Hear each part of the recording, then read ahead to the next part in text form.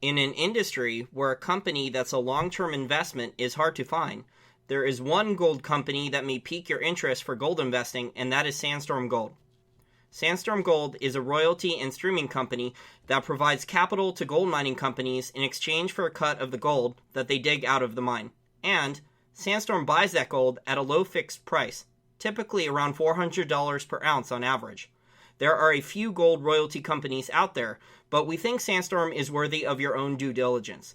As a disclosure, we are proud shareholders of the company, and although we hardly advertise gold stocks, we believe in the Sandstorm management, led by former executive of Silver Wheaton, Nolan Watson. Sandstorm Gold is geographically diversified, with exposure in North and South America, Africa, and Asia, and also has 21 producing assets that have netted them an increasing amount of positive operating cash flow and revenue in the past 4 quarters. They also have 22 mines in the development stage that will increase their cash flow substantially in the next few years. Be sure to check out Sandstorm Gold at sandstormgold.com/invest. Hi everyone, this is Jason Barrick of Wall Street from Main Street. Welcome back to another Wall Street from Main Street podcast interview. Today's special guest is a returning guest. He is president of the Ludwig von Mises Institute. He was previously worked as a longtime advisor and chief of staff to Congressman Ron Paul, who is one of my favorite human beings and a major role model for me. And he was a former private equity attorney. Jeff Deist, thank you for joining me again. Thank you very much, Jason. Now, Jeff, we've had President Trump for almost a month. I want to get your opinions on any positives you've seen out of the Trump presidency so far. Well, long month, isn't it? Seems like it's been about 5 years. It seems like he was president throughout his entire campaign, in the sense that Obama faded from view and Trump dominated almost all media, and he's been basically running the presidency from his Twitter feed for a lot longer than a month. But look, I don't really think the story here is Trump. I think the story is that people voted for him. In other words, there's been this 100-odd year inevitability doctrine that people like Hillary Clinton and other globalist progressives, what I would say statist globalist progressives, have promoted, and that is that certain things are going to happen. It's certain, it's natural, and it's silly to resist, and all good people are for them, right? And things like Brexit and Donald Trump winning the election over Hillary give them tremendous pause, because the question is whether these are people renouncing the progressive inevitability doctrine, or whether it's just a speed bump or a roadblock along the way. So the real story of Trump to me is that so many Americans went off script, the script that progressives have been trying to shove down our throat since the early 1900s, and voted for a reprehensible guy from the perspective of progressives. Has he done anything good? Yeah, I mean, I like the fact that I'm not a school vouchers guy, but I like the fact that Betsy DeVos drives so many progressives unhinged. And notice they don't say anything about Mnuchin, the Treasury candidate from Goldman Sachs. They're much more upset about any threat to their teacher union monopoly. And I think it's telling that the degree, the hysteria that they've commanded over her. I like the fact that that Pence hired Mr. Calabria, a former Cato guy, as his economic advisor. And I do hope that Trump considers John Allison, the former BB&T bank president, and also the interim head of Cato, to be the vice chairman of the Fed. I think that would be a very positive signal in terms of having some rationality or reason in monetary policy. But the other good thing I would say about Trump is that the biggest criticism of him now is that he's got all these neophytes who haven't governed before, who have never been in the West Wing, who have no experience in politics. I think that's a great thing. The last thing we need is a professional political class, which we've had for decades and which is utterly entrenched and now scared in Washington. So anything that shakes that cartel up, I view as a healthy thing. I've read John Allison's book, so I like John Allison's opinion on the 2008 financial crisis, how he was basically forced to take, TARP bailout money, even though he said BB&T wasn't involved in subprime or crazy derivatives markets, and they weren't crazily leveraged like some of the other large Wall Street banks. So I like his opinion. There's 3 empty Federal Reserve seats, so hopefully Trump will put more people who want to limit central banking power, more free marketeers on there. If I could add some positives to the list that I've seen so far from Trump, Trump. I like how he's put a pro-Constitution Supreme Court judge on there, similar to Scalia. So we need more judges who will stick to the Constitution. I do like that. I like how Trump has talked about that new law. I don't know if it's an executive order or not, but for every one new regulation, he wants to eliminate 2 regulations. So I think that's, moving down the right path of drastically reducing the amount of regulations and red tape, which would be good for small and medium-sized businesses. So on the positive side, I do see things like that as being good. I am, though, worried about a number of his things, and also of the presidency in general, just having so much executive order power. I mean, the amount of executive orders, there was a good article, I forget where I saw it the last couple weeks, but presidents for decades now, Jeff, have been issuing, some of them in their entire term, 300 executive orders, which, none of these powers were enumerated in the Constitution to the president. It's scary how much extra power the president now has. Yeah, there's no question. The imperial executive is real. It's been promoted, depending on era, by both parties over the years. And Congress is really responsible. Congress faded into the background and abdicated a lot of its duties and responsibilities. And it did so because members of Congress like having safe, cozy, comfortable lives and not having to do controversial things or cast controversial votes. So with gerrymandering and uber-safe districts, a lot of members of Congress over the years have been quite content to let presidents take the fall for bungling our way into wars or unfortunate deficit spending. So, you're absolutely right. The executive order thing is a symptom of a system gone awry.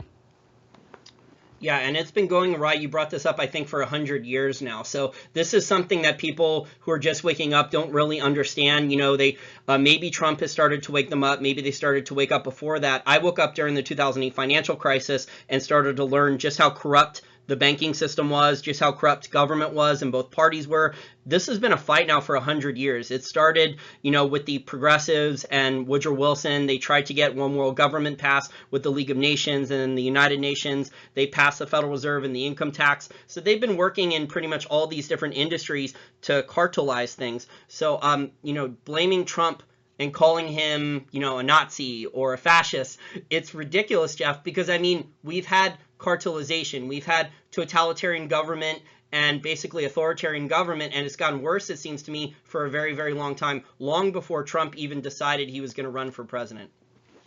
No question about it. The progressive era is more than 100 years old now. So I would view Trump as a symptom more than a cause, but you're absolutely right. I want to ask you about some of the other negatives you think Trump has had. Trump's foreign policy, what's your opinion on Trump's foreign policy? Do you think he's going to go along with the deep state? Because it seems to me there's a big faction now among the deep state, the people who are pro-American, America first, pro-nationalist versus pro-globalist. And if you pay attention to some of the sources that are out there now, it seems that General Mike Flynn was basically spied on. So Trump's entire transition team was basically, as soon as Trump won the election, they just started spying and looking for blackmail material and leverage on all Trump's transition team. And Mike Flynn, since he was the one alerting the American public for years now that the CIA and the State Department, Hillary Clinton, Obama, were directly involved in creating ISIS with money and weapons, it seems, they wanted him gone first. So what's your opinion on if Trump will comply with the deep state with the foreign policy?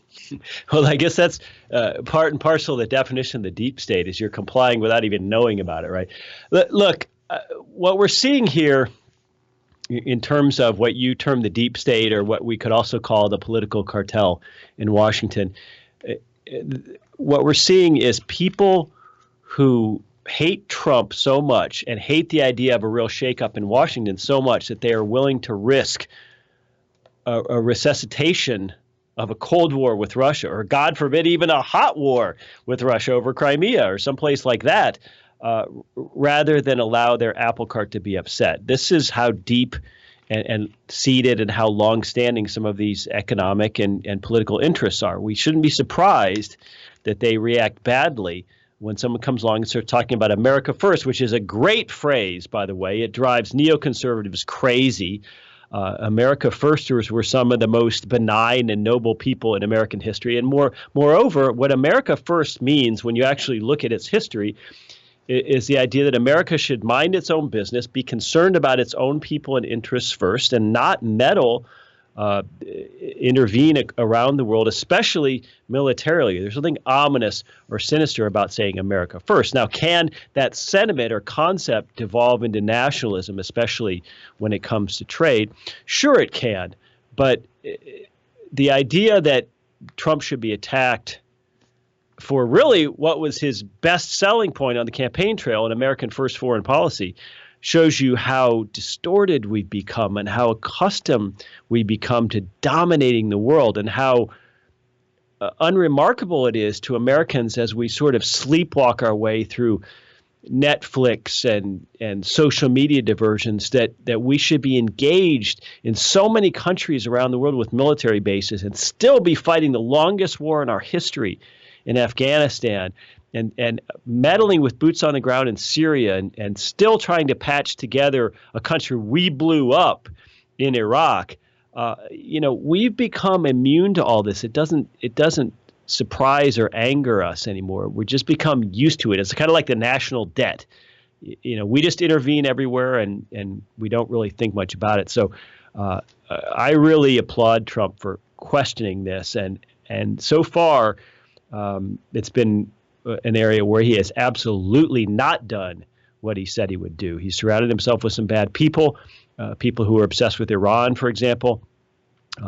He's continued to an absolutely senseless campaign in Yemen. I mean, this is almost a medieval country. My gosh, let's help these people not intervene militarily. And unfortunately, he's not doing the right thing with regard to Syria. Syria is a clear-cut example of a country where we don't understand the factions, we don't understand the reality on the ground, and we shouldn't be using it to engage in a proxy war with Russia or anybody else. So he gets an F on the report card, the foreign policy report card for month number 1. Well, if I could say something positive about his foreign policy, I think it's good that he doesn't seem to want to start a world war with Russia, because Hillary Clinton seemed to want to, enforce that no-fly zone, a strict no-fly zone in Syria, which potentially would have led to a war with Russia. And I don't know about you, but I know some libertarians who actually switched, instead of voting for Gary Johnson or not voting at all or writing in Ron Paul, they actually decided they were going to compromise and vote for Donald Trump solely because they thought that Donald Trump would keep us out of potentially World War III, because he wouldn't, want to go to war with Russia. Yeah, and I understand that rationale. There's Murray Rothbard, toward the end of his life, said he finally thought that war was the single most important libertarian issue, because not only does it deprive people of their liberty, and in terms of people obviously lose their lives or get hurt on both sides of any conflict, but they also lose their sovereignty when one country invades another, their natural right to determine the course of their own lives. But war also has a huge impact on the domestic front. It causes increased debt. It causes central banking to become more important and more relied upon. And it causes us to accept restrictions on our own liberty at home that we wouldn't accept maybe if there wasn't this wartime justification. So I really do think that Rothbard was right about that. And part of me can understand voting for Trump because you thought he was less likely to bungle us into some horrific new war. Yeah, that's a good point. Hillary Clinton, I mean, her and Bill Clinton have a long history of being, pro-military industrial complex, just puppets for the globalists. I want to ask you now about some of the negatives for Trump. When I look at it, some of the largest negatives I see, Jeff, when I use Austrian School of Economics free market, I go back through history as well. I'm just terrified of some of his economic policies. They could start really bad trade wars with China over protectionism and other tariffs. So I want to ask you about the history of tariffs and protectionism in the U.S. I think a lot of our listeners are familiar with Smoot-Hawley. It didn't exactly cause the Great Depression of 1929, but I would say it made it worse. What's your opinion then of Smoot-Hawley and the history of tariffs and protectionism in the U.S. and how it can affect the U.S. economy and global trade? Well, that's a huge question. We could talk all day. I mean, tariffs are born of a protectionist impulse, which is really born of a trade guild mentality from earlier centuries. The idea that we should protect certain industries, and the idea that we should have a fetish for exporting and resist imports. This idea that manufacturing and exporting is more important than importing cheap stuff, I think, is deeply flawed. And moreover, we have to view tariffs as a soft form of conflict and war. We have to view them correctly and say, look, when you're taking something from someone, whether that's a domestic consumer paying more in a tax, or taking some prosperity away from a foreign importer who doesn't get the amount of sales they would absent the tariff, I mean, you're really depriving them of their money and some of their life.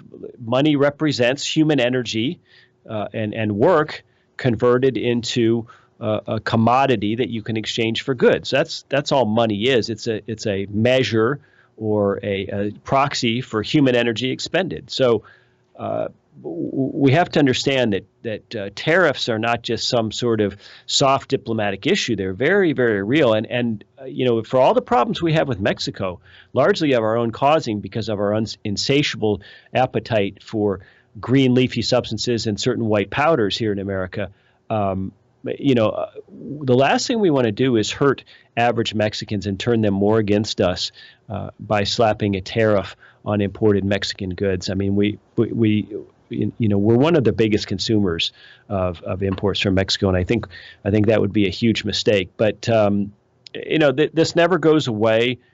Free trade is not a 1 or 2 sentence soundbite that you can just go on CNN and turn on a light bulb in people's heads. There's just a lot of people look at it and say, well, gee whiz, it is good if we produce things at home. And gee whiz, it is good if we have manufacturing jobs in America because, as with so many economic issues, they can only see what's right in front of them. They can't understand the unseen, or it's difficult to understand the unseen that Bastiat spoke about. So, we're never going to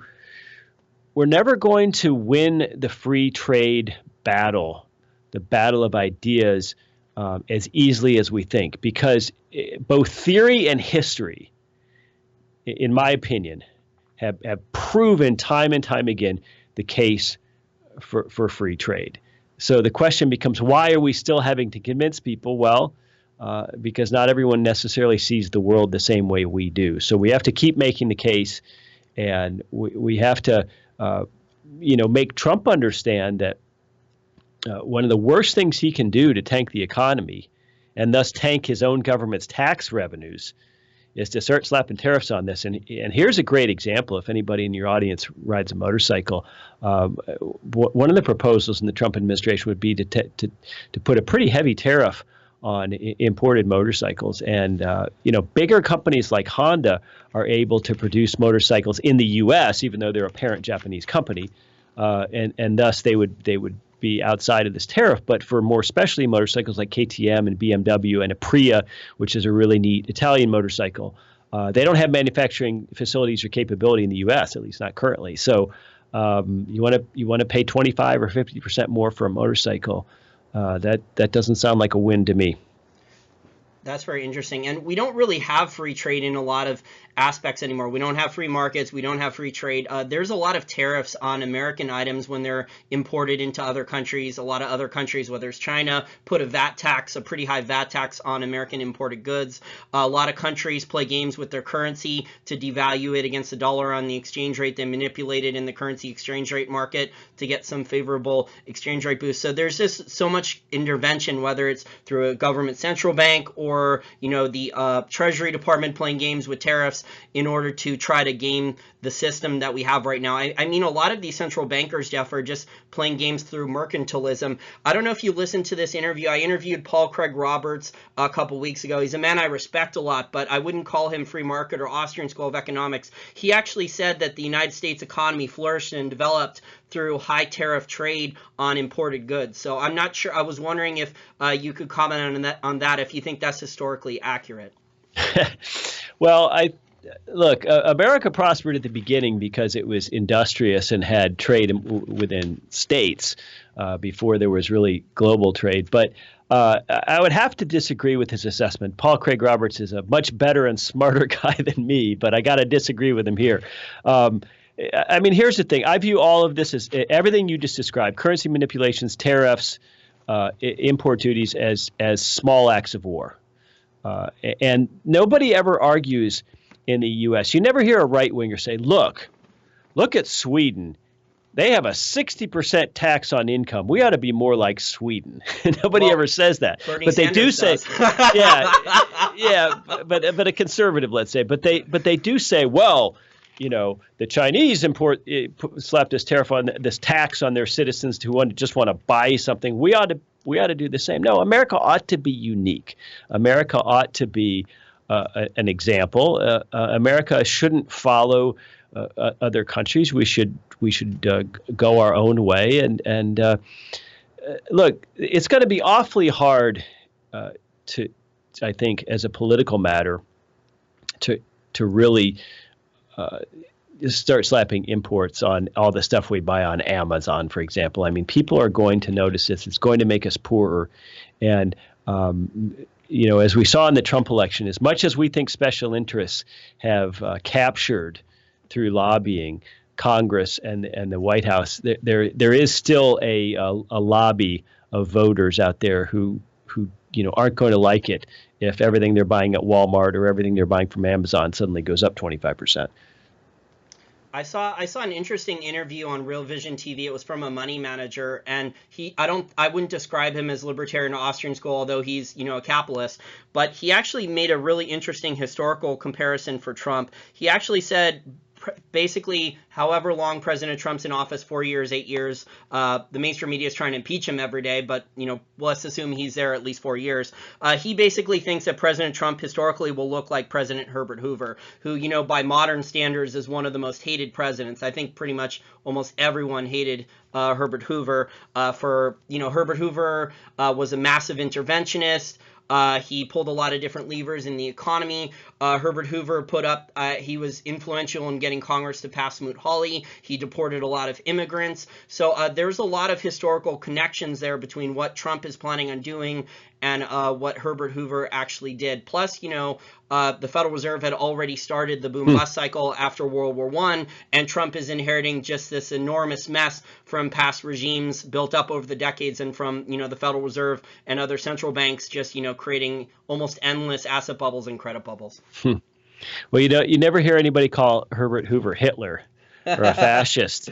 And the reason you don't is because the real objections to Trump are more about tone and style. People who call Trump a fascist or Hitler are just unserious people, and they're being silly. He's not doing anything that previous presidents haven't done in spades. This is just part of political wrangling, but it's dispiriting to hear libertarians use that kind of language in such a facile manner, because it's really important that we hold ourselves above the political fray. I mean, we don't have political power. Let's just be honest about that. And so rather than try to give away our integrity for a little bit of political power, which I would argue is a pipe dream, I think we should stick to our guns and use precise language. Let's call Trump Herbert Hoover. Unfortunately, we can't call him Silent Cal, apparently. But he may be Herbert Hoover, and God forbid he might be Woodrow Wilson. Woodrow Wilson was pretty bad. A lot of people don't realize how bad of a president Woodrow Wilson was. I mean, the spin on FDR is that FDR, the history books, I was a history major in college undergrad, that FDR was one of the greatest presidents. If you go back and look at the truth about FDR, I mean, no one tried to destroy the Constitution more interventionist economists. He totally lied to get elected, and then once he got elected, he did the exact opposite of what he promised in order to get elected. So at least Trump is trying to do, what some of the promises he made to get elected. So I didn't vote for him, but at least he's trying to stick to his base and some of the promises he made. You did bring up an interesting point about libertarians not joining the political fray with the political power. Have you noticed that some libertarians are switching over now and they're calling themselves economic nationalists? These are the ones who either endorsed Trump on social media or started voting for him and rallying other people to vote for him now. Yeah, to the extent economic nationalism means tariffs and protectionism, I think it's a bad idea. But I understand the nationalist impulse because it's not the devil that many libertarians think it is. Toward the end of his life, Murray Rothbard started to write about how libertarians have made a mistake in always looking at society with two units of analysis, one being the individual, one solitary man or woman, and number two being the state, this vast apparatus. When he said, in fact, there are lots and lots of sub-analyses within that: the family, the group, the community, society, the clan, whatever you want to call a little subgroup. And he said, look, we're all born into these things: language, history, tradition, and these things do matter, and they have an effect. So I would argue that nation can mean something different than state. Okay, they can be synonymous, but they are not necessarily or inherently anonymous. And I would also argue that nationalism, or a feeling, a benevolent feeling towards one's ancestors or a particular geography, is human. It can be sweet. It doesn't have to be this nasty, negative thing to appreciate one's ancestors. Libertarians are too quick to say, "Oh, it's ridiculous to be proud of your race or your ancestry or your ethnicity or your country of origin because you didn't do any of that." Well, okay, I understand that, but it's just human nature. I mean, do we want to stop having Irish pride parades? It's just, I think libertarianism should comport with human nature. And humans are not these deracinated, solitary automatons walking around with no cultural or family context. It's just not the way humans are. So I don't think nationalism is ever and always a bad thing. And I note, I don't see any libertarians or progressives saying that Cherokee nationalism is a bad thing. No, we all think that's great. We think, my God, after what the Indians went through, thank goodness they have a reservation and they've maintained an identity and they've maintained some traditions and some culture and some language. And we hate to see them ghettoized on reservations, but it's better than extinct. Cherokee Nation is a great thing, but when someone uses the term nationalism, I think because of the Trump campaign, that has become so radioactive that it conjures up German nationalism, National Socialism. It conjures up unpleasant historical things. Just like secession does. The left turns secession into this proxy term for neo-Confederacy. It's imprecise use of language. It's purposely distortive use of language. And as libertarians, again, I think we ought to be better than that. Your former boss, Ron Paul, wrote an article about, the difference between globalism and nationalism. And he was like, well, nationalism is better than globalism because, for many years we've had globalism led by Hillary Clinton, George Soros, so many of these other people where they've been trying to move more control to a top-down model with, one world currency, Bank of International Settlements or the IMF or the United Nations doing control groups above, the sovereignty of a country.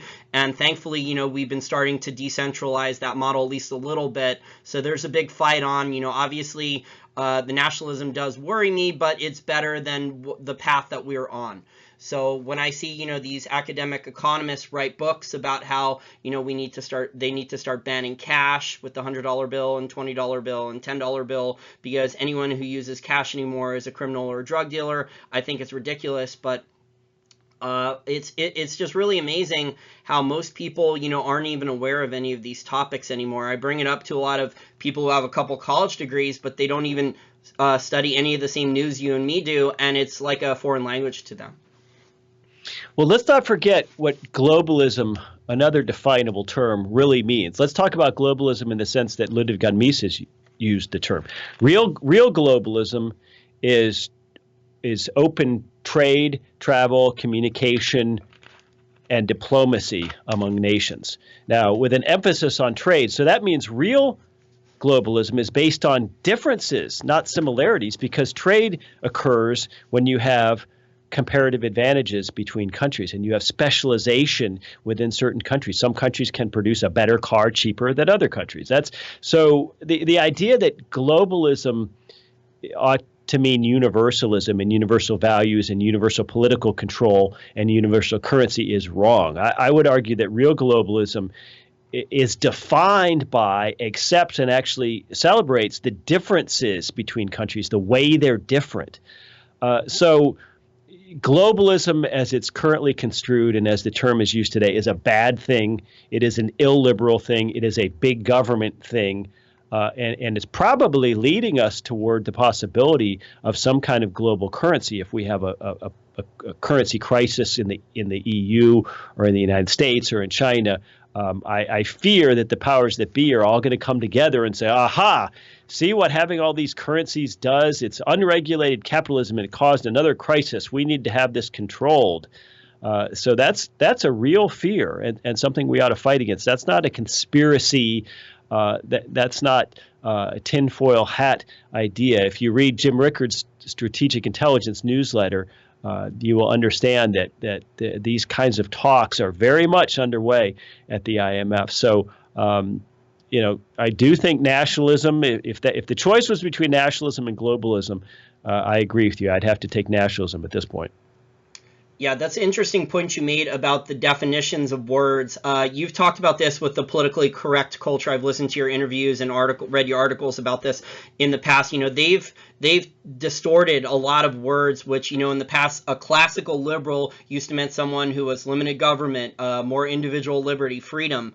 And now, a liberal in the United States, most people who don't even know what a libertarian is, they think a liberal means, a Democrat, someone in the Progressive Party. So, even the word progressive, I'm not even sure what type of progress they're talking about exactly. Does it mean more government? Does it mean more government control? So I'm not sure what the progress exactly is about. So I think a lot of these words with the politically correct culture and cultural Marxism has been totally bastardized. Before I let you go, I have one more big topic I want to ask you about. It's about Trump's economics versus Janet Yellen. When I look at some of his spending policies, he wants to build a wall. He wants more defense spending. He wants to cut taxes on corporations and then spend a lot of money on infrastructure. I see that there's probably going to be a lot more inflation coming. Is that also what you view too with Trump's policies? Well, sure. If he really wants to spend the way he's talking about spending on the military and on infrastructure, we are going to have deficits, and we're going to have large deficits. And for the last 20 odd years, the manner in which we pay for those deficits is to sell Treasury debt. And the way we sell Treasury debt is by offering it to the world at very, very, very low interest rates. And why do they take us up on it? Well, one, because they're scared of us. And number two, increasingly, they're not taking us up on it, which means the Fed has to provide a backstop and a ready market for a lot of that Treasury debt. And they have done just that through several rounds of quantitative easing, which mostly, not entirely, but mostly involves buying Treasury debt from banks and other holders. So the idea that the Fed will be the lender of last resort to a spendthrift Congress is a very scary idea to me, and it's what's gotten us to roughly $20 trillion in debt over the last few years. So I think Janet Yellen is a political person. I think all Fed personnel are inherently political. It's impossible to get away from that. And, she may well be opposed to Trump and raise interest rates or allow interest rates to rise to hurt him politically. That's certainly not unfathomable. There have been conflicts between presidents and Fed chiefs before. Just look at the late Paul. Well, not the late. I'm so sorry, Paul Volcker, who's still very much alive and with us, and a great 90-something-year-old man. So it's going to be very interesting because, on the one hand, how does the Fed continue to keep people interested in buying U.S. Treasuries when the whole world knows, Jason, that we're never going to pay off our debt in any meaningful sense of the word? And we might pay it off nominally.